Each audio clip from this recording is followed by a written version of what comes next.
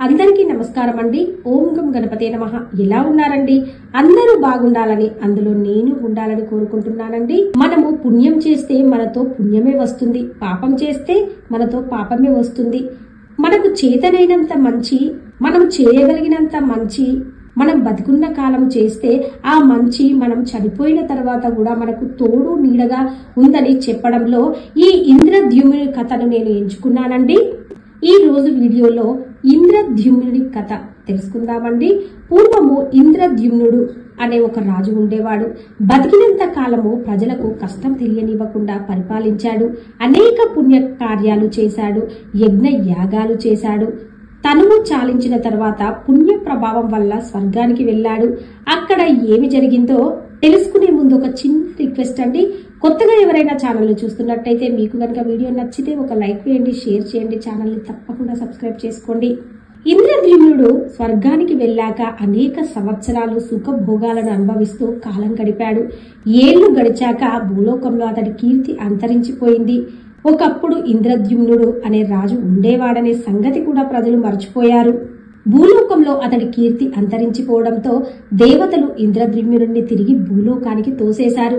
స్వర్గం నుంచి తిరిగి భూమి మీద పడ్డ ఇంద్రద్యుమ్నుడు జరిగిన దానికి బాధపడుతూ అడవులలో సంచరిస్తూ ఒకనాడు మార్కండేయ మహర్షిని కలుసుకున్నాడండి. మహర్షి, నేనెవరో నీకు తెలుసు కదా, నా పేరు ఇంద్రద్యుమ్నుడు అన్నాడు. మార్కండేయుడు అతన్ని తేరిపారా చూసి, నాయనా, నువ్వెవరివో నాకు తెలియదు, నీ పేరు ఎన్నడూ వినలేదు. అయినా నేను ఒక తాపసిని, రాజులతోనూ వారి చరిత్రలతోనూ నాకు పనిలేదు నాయనా అని బదులిచ్చాడు మహర్షి. మీకంటే ముందుగా పుట్టినవారు, సజీవులుగా ఉన్నవారు ఎవరైనా మీకు తెలుసా? తెలిస్తే వారెక్కడ ఉంటారో చెప్పండి, కనీసం వారికైనా నేను తెలుసేమో కనుక్కుంటాను అన్నాడు ఇంద్రద్యుమ్నుడు. ఇంద్రద్యుమ్నుడు, మంచుకొండ మీద ఒక గుడ్లగూబ ఉంది, అది నాకంటే ముందు పుట్టింది, దాని పేరు ప్రావారకర్ణుడు, దాన్ని అడిగి చూడు అన్నాడు మార్కండేయుడు. ఇంద్రద్యుమ్నుడు తనతో మార్కండేయ మహర్షిని వెంటబెట్టుకుని మంచుకొండ వద్ద గుడ్లగూబ దగ్గరికి వెళ్ళాడు. ఓ ఊలుకమా, నేను ఇంద్రద్యుమ్నుడిని, నేను మీకు తెలుసునా అని అడిగాడు. తెలియదని బదులిచ్చింది గుడ్లగూబ. కాస్త నిరాశ చెందిన ఇంద్రద్యుమ్నుడు, పోనీ నీకన్నా ముందుగా పుట్టిన సజీవులుగా ఉన్నవారు ఎవరైనా నీకు తెలుసునా అని అడిగాడు.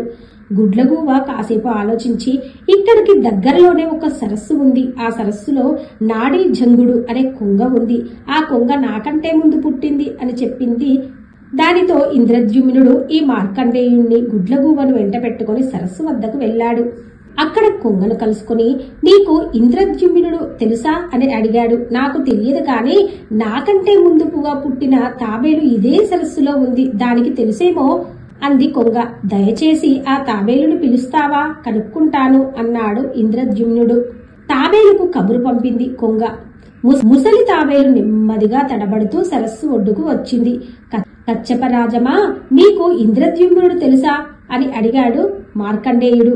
తాబేలు కాసేపు ఆలోచించి, ఆ మహారాజు తెలియకపోవడమేంటి, చల్లని మహారాజు, 1000 యజ్ఞాలు చేశాడు, గొప్ప దానాలు చేశాడు, ఆయన పాలన సాగినన్నాళ్ళు రాజ్యంలో నిత్య సంతర్పణలు జరిగేవి. ఆ మహారాజు భూసురులకు వేలాది గోవులను దానం చేయడం వల్ల, ఆ గోవులు తొక్కుతూ సంచరించడం వల్లనే ఈ సరోవరం ఏర్పడింది. అసలు ఈ సరస్సు పేరు ఏమిటనుకుంటున్నావు? ఇది ఇంద్రద్యుమ్న సరోవరం అని బదులిచ్చింది. హమ్మయ్య, నా గురించి తెలిసిన జీవి ఒకటి ఇంకా ఈ భూమి మీద జీవించి ఉంది అని మనసులో సంతోషించాడు ఇంద్రద్యుమ్నుడు. తాబేలు మాటలకు ఆనంద పరవశుడయ్యాడు. కచ్చపరాజమా, నేనే ఆ ఇంద్రద్యుమ్న మహారాజును అని చెప్పి ఆ తాబేలుకు నమస్కరించాడు. ఇంద్రద్యుమ్నుడి కీర్తి ఇంకా భూమి మీద మిగిలే ఉండటంతో దేవతలు దివ్య విమానంలో అక్కడకు చేరుకున్నారు. ఇంద్రద్యుమ్న, నీ కీర్తి ఇంకా ఇలాగే ఉన్నందుకు భూలోకంలో మాకు సంతోషంగా ఉంది, నువ్వు వెంటనే మాతో వచ్చి స్వర్గంలో ఉండాలని కోరుకుంటున్నాము అని ముక్త కంఠంతో పలికారు దేవతలు. వారితో పాటు దివ్య విమానం ఎక్కి స్వర్గానికి తిరిగి బయలుదేరాడు ఇంద్రద్యుమ్నుడు. ఇదండి, మనము పుణ్యం చేస్తే మనతో పుణ్యమే వస్తుంది, పాపం చేస్తే మనతో పాపమే వస్తుంది. మనకు చేతనైనంత మంచి, మనం చేయగలిగినంత మంచి మనం బతుకున్న కాలం చేస్తే ఆ మంచి మనం చనిపోయిన తర్వాత కూడా మనకు తోడు నీడగా ఉందని చెప్పడంలో ఈ ఇంద్రద్యుమ్నుడి కథను నేను ఎంచుకున్నానండి. ఈ కథ కనుక మీకు నచ్చినట్టయితే ఒక లైక్ వేయండి, షేర్ చేయండి, ఛానల్ని తప్పకుండా సబ్స్క్రైబ్ చేసుకోండి. అలాగే మరవకుండా బెల్ బటన్ నొక్కి పెట్టండి ఫ్రెండ్స్. అప్పుడే నేను చేసే ప్రతి లేటెస్ట్ వీడియో మీ మొబైల్కి నోటిఫికేషన్ రూపంలో వస్తుంది. ఉంటానండి. Thank you for watching.